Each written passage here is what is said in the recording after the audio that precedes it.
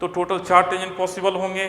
चारों टेंजेंट का आप इक्वेशन निकाल सकते हैं। यहीं पे सिर्फ केस आएगा length of direct common tangent और length of transverse common tangent, जो हम फाइंड कर सकते हैं इस तरह से। फॉर्मूला आप याद रखिएगा। सेकेंड केस है case 2 circle touches each other externally. अभी क्या था, दोनों सर्कल बिल्कुल बाहर बाहर था, दोनों आपस में टच नहीं हो रहे थे, अब दोनों को टच कराना है। When two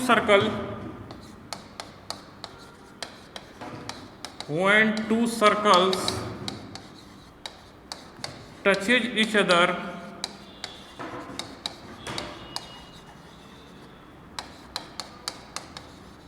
externally, सबसे जो इम्पोर्टेंट था जिसमें बहुत सारी बातें थी समझने के लिए, वो फर्स्ट केस ही था। यहाँ के बाद जितने भी केस हैं वो काफ़ी आसान है।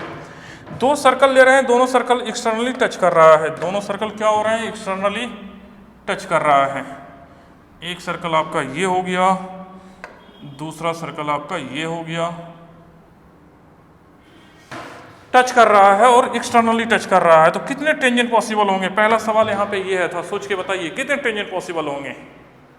इससे पहले तो 4 हो रहा था, यदि दोनों बिल्कुल अलग अलग था तो यहाँ पे 3 कॉमन टेंजेंट होंगे। 3 कॉमन टेंजेंट कौन कौन से होंगे, 3 कॉमन टेंजेंट होंगे। एक तो आपका ये हो गया,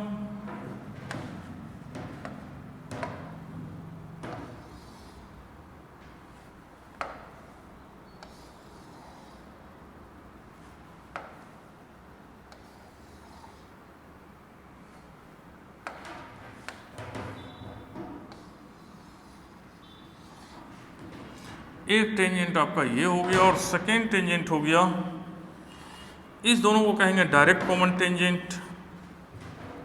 यहाँ पे ट्रांसवर्स टेंजेंट नहीं होगा। एक टेंजेंट होगा at the point of contact, point of contact जहाँ पे दोनों सर्कल टच कर रहा है, जिस पॉइंट पे, कहाँ पे, इसको मान लेते हैं पॉइंट पी पे टच कर रहा है। तो एक टेंजेंट यहाँ पे होगा, एक टेंजेंट आपका यहाँ पे होगा, इस तरह से। इस सर्कल को मान लेते हैं S1 इक्वल टू 0 है, इस सर्कल को मान लेते हैं S2 इक्वल टू 0 है। तो ये जो सर्कल है इसका इक्वेशन आप डायरेक्ट लिख सकते हैं S1 minus S2 equal to 0। दोनों सर्कल को आप माइनस कर दीजिए। ध्यान रखना होगा कि एक्स स्क्वायर वाई स्क्वायर का कोएफिशिएंट सेम होना चाहिए, तभी माइनस कर सकते हैं। ये दोनों आपका हो गया डायरेक्ट कॉमन टेंजेंट, ये दोनों हो गया डायरेक्ट कॉमन टेंजेंट।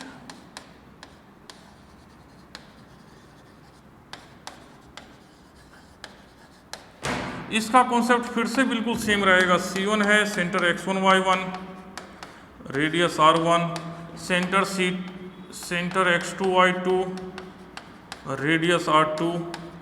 P का कोऑर्डिनेट निकालना है। P जो है C1 C2 को एक्सटर्नली डिवाइड करेगा।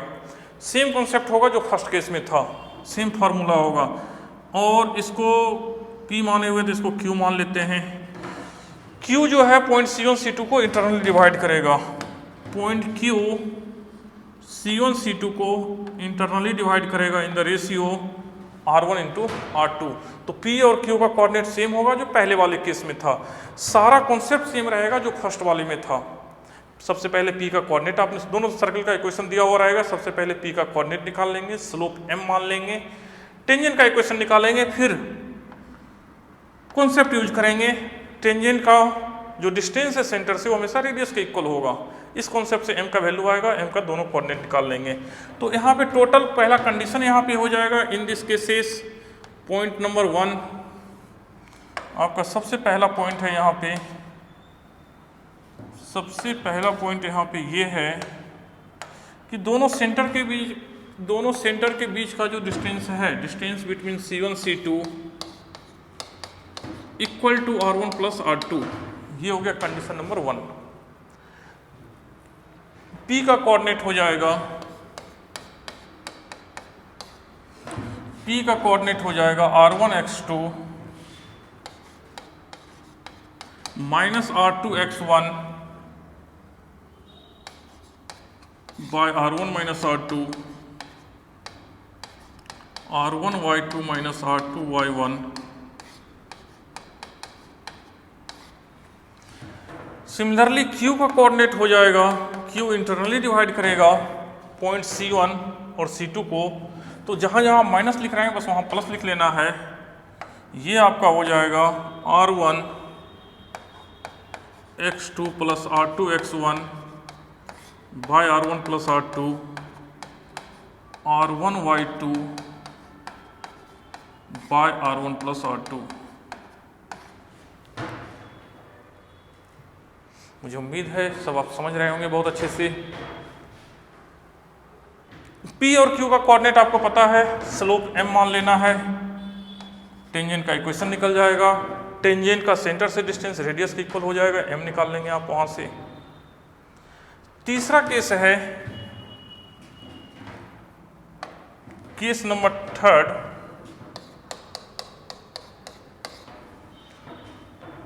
Intersecting circle. Intersecting circles. पहला केस में क्या हो रहा था, दोनों सर्कल बिल्कुल बाहर बाहर था। सेकेंड केस में दोनों टच किया। तीसरा केस में इंटरसेक्ट कर रहा है। तीसरे केस में दोनों ही सर्कल आपस में इंटरसेक्ट कर रहे हैं। एक सर्कल आपका ये है आपका दूसरा सर्कल। यहाँ पे क्या कंडीशन होगा, कितने टेंजेंट पॉसिबल होंगे, टोटल टेंजेंट कितने पॉसिबल होंगे, C1 है, C2 है, इसका रेडियस R1 है पहले वाले सर्कल का, इसका रेडियस R1 है, सेकेंड वाले सर्कल का रेडियस R2 है। टोटल टेंजेंट कितने पॉसिबल। सबसे पहले जो कंडीशन हम देखते हैं कि दोनों सेंटर और रेडियस के बीच का डिस्टेंस क्या होगा। तो length of C1 C2 condition number 1, दोनों सेंटर के बीच का जो लेंथ होगा, डिस्टेंस होगा, ये लेस देन होगा R1 प्लस R2 से। Distance between centre is less than R1 plus R2। कितने टेंजेंट पॉसिबल हैं, इस केस में सिर्फ दो डायरेक्ट कॉमन टेंजेंट पॉसिबल हैं। इस केस में जो दो टोटल टेंजेंट पॉसिबल हैं वो दो हैं।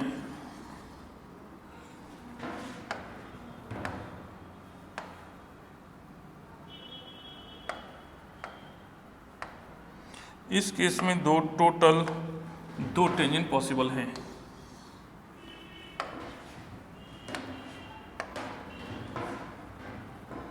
एक टेंजेंट आपका इस तरह से हो गया, ये टेंजेंट हो गया, और ये हो गया आपका सेकेंड टेंजेंट।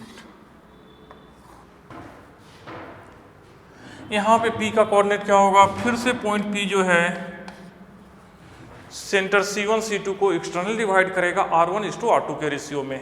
P का कोऑर्डिनेट बिल्कुल वैसे ही निकालेंगे जैसे कि हम लोग फर्स्ट और सेकेंड केस में निकाले थे।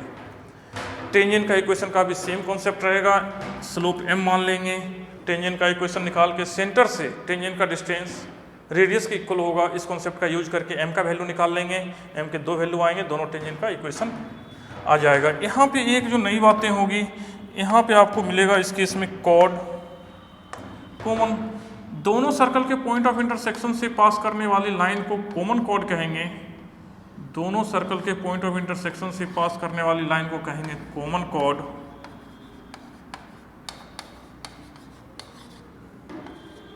और इसका इक्वेशन होगा S1 minus S2 equal to 0।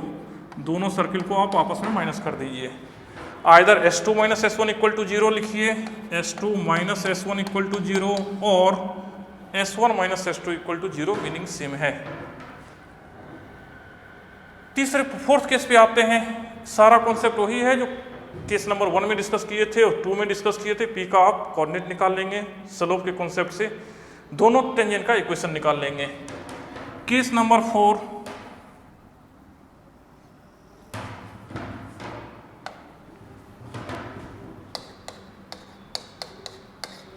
when one circle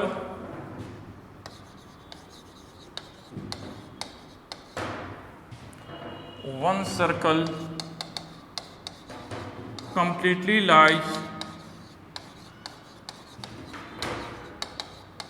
inside the other circle, inside the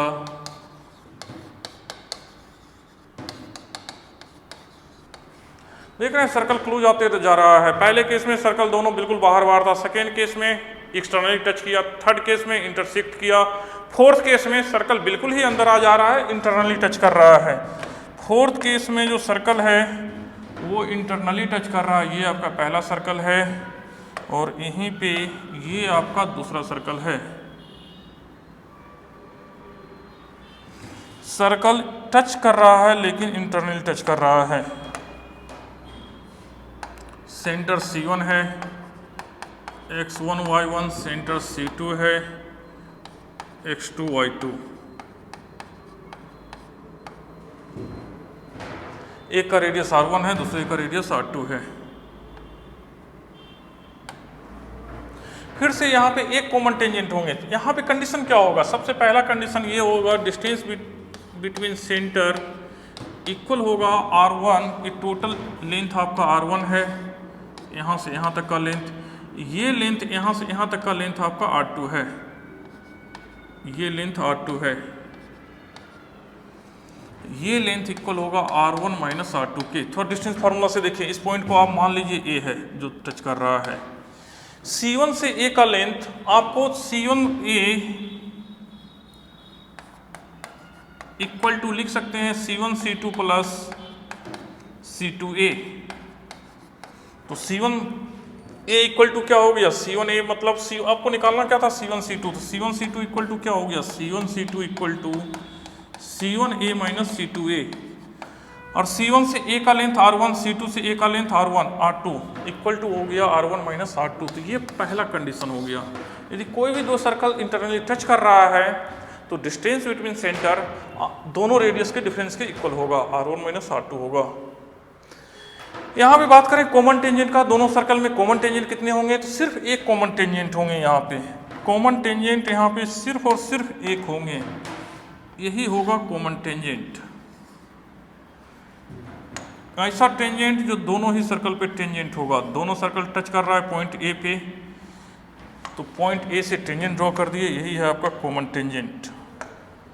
अब कॉमन टेंजेंट का इक्वेशन फिर से होगा S1 minus S2 equal to 0। Concept कुछ भी नहीं लगाना है, ये सबसे अच्छी बात है। सबसे आसान कॉन्सेप्ट ये है, इसको भी सॉल्व करने के 2-3 मेथड हैं, लेकिन जो सबसे आसान है, दोनों सर्कल को आप माइनस कर दीजिए, आपको कॉमन टेंजेंट का इक्वेशन आ जाएगा। पांचवा केस ये है, अभी तो ये टच कर रहा है अंदर से। पांचवा केस ये है, one circle lies completely inside the other circle. एक सर्कल दूसरे सर्कल के बिल्कुल अंदर हो जाए, एक सर्कल दूसरे सर्कल के बिल्कुल अंदर हो जाए। When one circle lies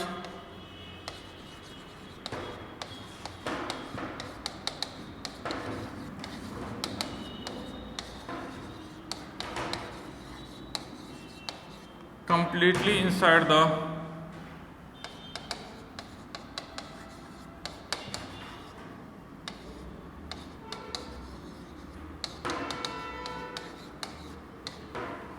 when one circle lies completely inside the other circle। तो दो सर्कल ले रहे हैं यहाँ पे,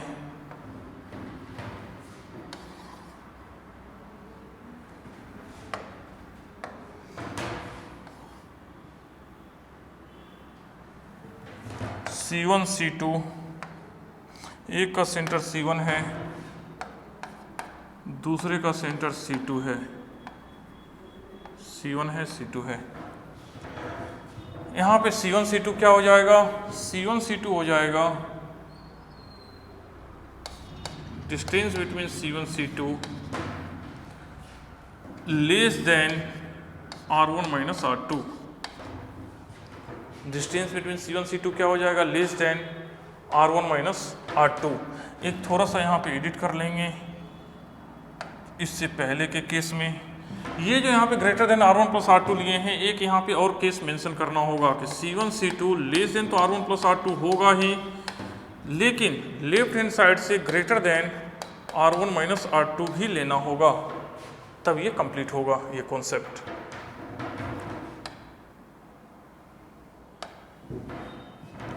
तो ये एक मेन कंडीशन है। दो सर्कल कब कहेंगे? One circle lies inside completely inside the other circle when distance between center less then R1 minus R2। इसमें कितने कॉमन टेंजेंट होंगे? एक भी कॉमन टेंजेंट पॉसिबल नहीं है। ऐसा टेंजेंट जो दोनों सर्कल पे कॉमन है, एक भी पॉसिबल नहीं होगा। एक दो प्रॉब्लम देखते हैं इस पे।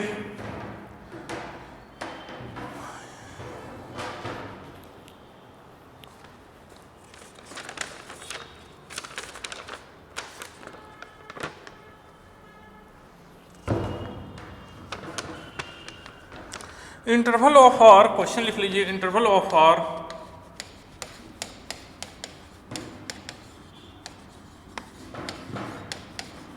interval of r for which x square plus y square equal to r square and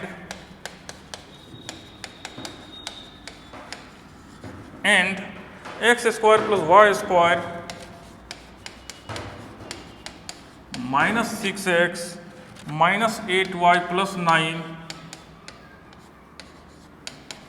equal to 0, cut at two distinct points. Cut at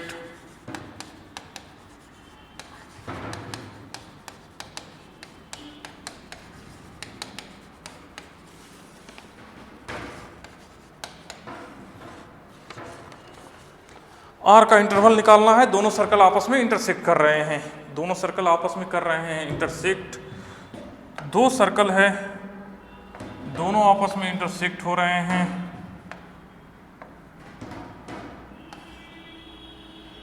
तो डिस्टेंस बिटवीन सेंटर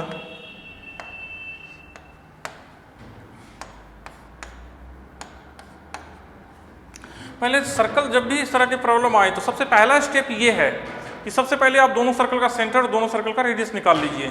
तो दोनों सर्कल का सेंटर क्या होगा, पहले सर्कल का सेंटर है आपका 0 0, रेडियस है r, रेडियस है स्मॉल r। सेकेंड सर्कल का सेंटर है 3,4 और रेडियस है, रेडियस यहाँ से निकालते हैं √3 का स्क्वायर प्लस 4 का स्क्वायर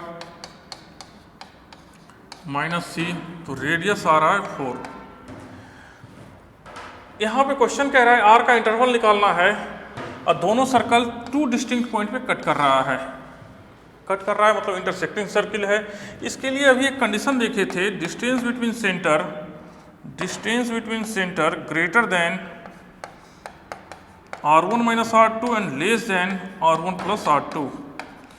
डिस्टेंस बिटवीन सेंटर सबसे पहले निकालते हैं। दोनों सेंटर के बीच का डिस्टेंस क्या हो जाएगा, तो c1 c2 का डिस्टेंस यहाँ से आपका हो जाएगा √3 का स्क्वायर 9 प्लस 16 √25 5। तो 5 greater than r1 minus r2 means r minus 4 and less than r1 plus r2 means r plus 4। दोनों को दो पार्ट में डिवाइड कर लेते हैं। एक पार्ट लेफ्ट वाला ले लेते हैं, ये एक पार्ट है, इसको सॉल्व कर लेंगे इंडिविजुअली। ये आपका सेकेंड पार्ट है। दोनों पार्ट को सॉल्व करके इंटरसेक्शन ले लेंगे। पहले वाले पार्ट को सॉल्व करते हैं।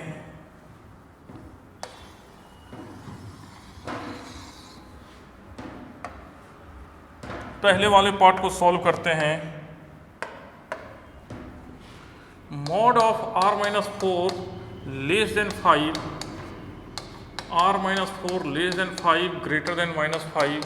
इसमें 4 ऐड कर दीजिए तीनों टर्म में, -1 r 9। r का वैल्यू आ रहा है आपका -1 से 9। ये पहला केस हो गया। सेकेंड केस बहुत ही आसान दिख रहा है। 5 लेस देन r प्लस 4 को LHS में ले आइए, r ग्रेटर देन 1। दोनों का इंटरसेक्शन लीजिए, एक नंबर लाइन पे रखते हैं दोनों को। एक नंबर लाइन पे लेते हैं। r का वैल्यू आ रहा है -1 से 9, दूसरा आ रहा है r का वैल्यू ग्रेटर देन 1, r का वैल्यू ग्रेटर देन 1। दोनों में कॉमन क्या है, कॉमन आपका आ रहा है 1 से लेके 9 तक। तो आंसर हो गया, इंटरवल ऑफ r ही पूछा गया था, r बिलोंग्स टू हो जाएगा 1 से 9। तो ये बस एक लाइन आपको फाइनली याद रखना है। यदि दो सर्कल इंटरसेक्ट कर रही है आपस में तो distance between center less than होगा r1 plus r2, greater than होगा mod of r1 minus r2। एक IIT एडवांस में क्वेश्चन आया हुआ है, इसको देखते हैं।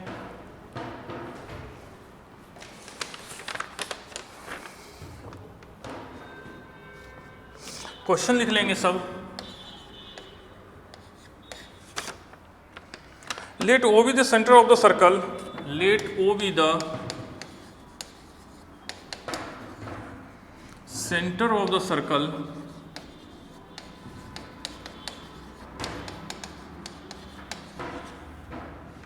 x square plus y square equal to r square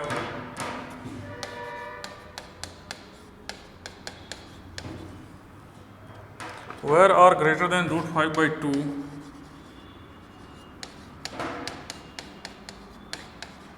where r greater than √5/2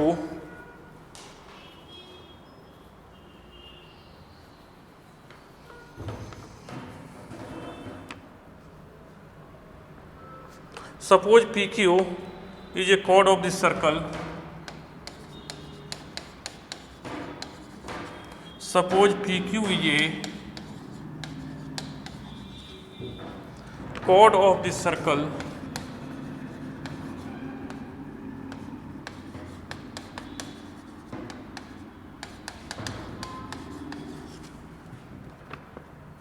and the equation of the line passing through P and Q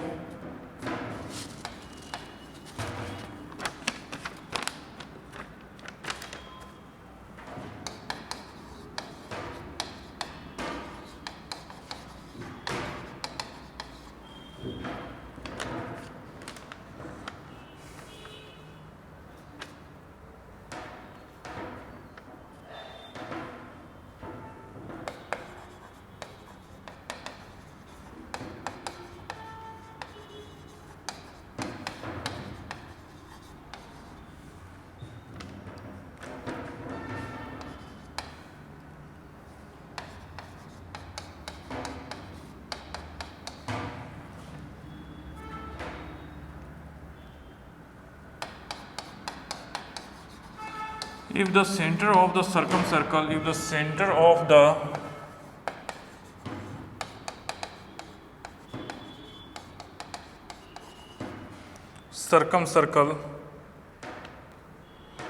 of the triangle OPQ lies on the line x plus 2y equal to 4, then the value of r is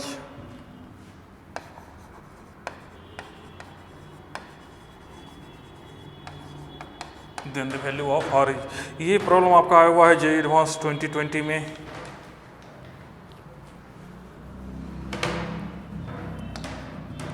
ये problem है आपका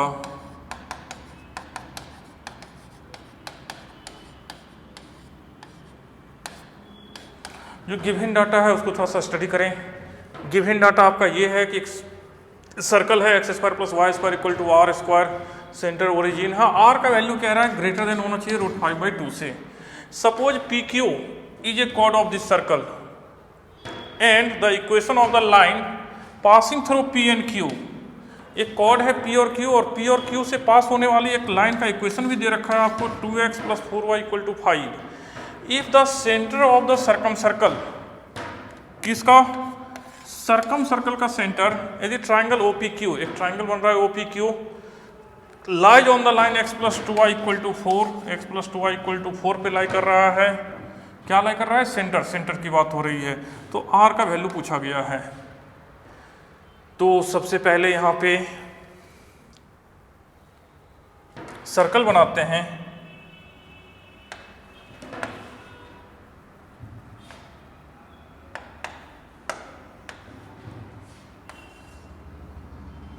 ये है आपका circle का equation.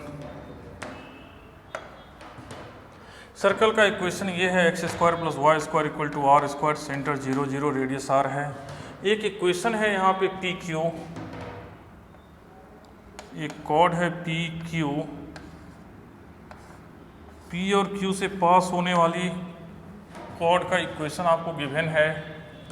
Passing through P and Q is 2x + 4y equal to 5।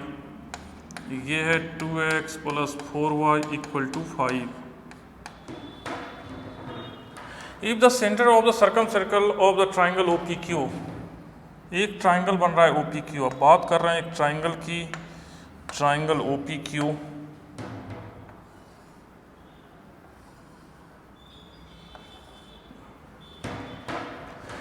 सर्कमसर्कल एक ऐसा circle जो पॉइंट OPQ से पास करे, एक ऐसा सर्कल जो पॉइंट OPQ से पास करे। कंडीशन है कि OPQ से पास होना चाहिए।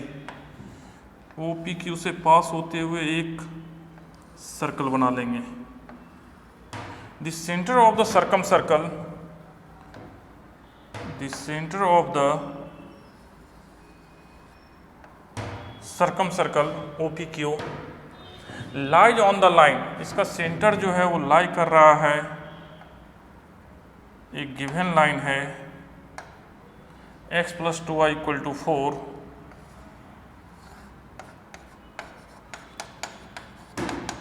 इस लाइन पे लाई कर रहा है।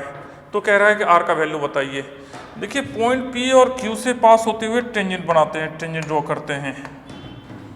पॉइंट P से एक टेंजेंट ड्रॉ कर रहे हैं जो पॉइंट P पे टच कर रही है, दूसरा टेंजेंट पॉइंट Q से पास होते हुए एक टेंजेंट बना रहे हैं। इसका पॉइंट मान लेते हैं M है। तो यहां पे देखते हैं, suppose PQ is a chord of this circle and the equation of the line passing through P and Q is 2x + y = 5 if the center of the circumcircle of the triangle OPQ lies on the line x + 2y = 4, then the value of r is, r का value क्या होगा? थोड़ा 1 minute का time है, सोचेंगे कैसे निकालेगा ये वैल्यू।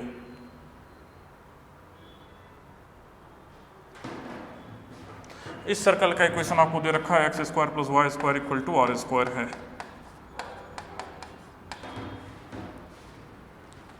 सबसे पहले क्या करते हैं, m का हम कोऑर्डिनेट मान लेते हैं। m का कोऑर्डिनेट मान लेते हैं कि अल्फा, बीटा है। क्या मान लेते हैं m का कोऑर्डिनेट? अल्फा, बीटा है। अल्फा, बीटा है तो पी क्यू क्या होगा? पॉइंट m के रिस्पेक्ट में P Q chord of contact होगा। था ध्यान से देखिए, कॉर्ड ऑफ कॉन्टैक्ट का डिफिनेशन क्या है? टेंजेंट, जिस पॉइंट पे टेंजेंट हो रहा है उस पॉइंट को मिलाने वाली लाइन को ही कॉर्ड ऑफ कॉन्टैक्ट कहते हैं। पॉइंट m से दो टेंजेंट ड्रॉ कर रहे हैं, टेंजेंट जिस पॉइंट पे टच कर रहा है सर्कल को, उस दोनों पॉइंट को मिलाने वाली लाइन को ही कहते हैं कॉर्ड ऑफ कॉन्टैक्ट। और कॉर्ड ऑफ कॉन्टैक्ट का इक्वेशन होगा t = 0। तो इक्वेशन ऑफ पी क्यू हो जाएगा, equation of chord of contact P Q is alpha × x + beta × y -r² = 0। इसी का एक इक्वेशन आपको पहले से दे रखा है, 2x + 4y - 5 = 0। 2x + 4y - 5 = 0। एक ही लाइन के दो इक्वेशन हैं, मतलब दोनों इक्वेशन यहाँ पे क्या होंगे? कोएफिशिएंट प्रोपोर्शनल होंगे। तो यहाँ से हम लिख सकते हैं α/2 = β/4 = -r² - 5। कैंसिल कीजिए तो अल्फा का वैल्यू आपका आ गया 2r² / 5। अल्फा का वैल्यू आ जाएगा 2r² / 5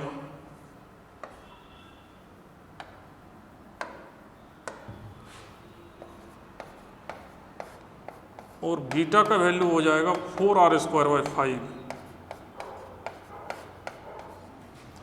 तो अभी अपना m का कोऑर्डिनेट आ गया। m का कोऑर्डिनेट मतलब अल्फा और बीटा का वैल्यू। अल्फा और बीटा का वैल्यू क्या आ गया है? 2r² / 5 4r² / 5। ये जो सर्कम सर्कल है, सर्कम सर्कल का सेंटर लाई कर रहा है इस गिवन लाइन पे। गिवन लाइन क्या है? x + 2y = 4। तो ध्यान से देखें, if the center of the, centre किसका सेंटर? Circum circle. कोई किसका सर्कम सर्कल? ट्राइंगल OPQ का। ट्राइंगल OPQ का जो सर्कम सर्कल है उसका सेंटर कहाँ लाई कर रहा है? इस लाइन पे। और O और M का जो मिड पॉइंट है, O और M का मिड पॉइंट, O और M का मिड पॉइंट इसी का कोऑर्डिनेट आएगा। N हो जाएगा mid point of O and M। तो N का कोऑर्डिनेट यहां से निकालते हैं,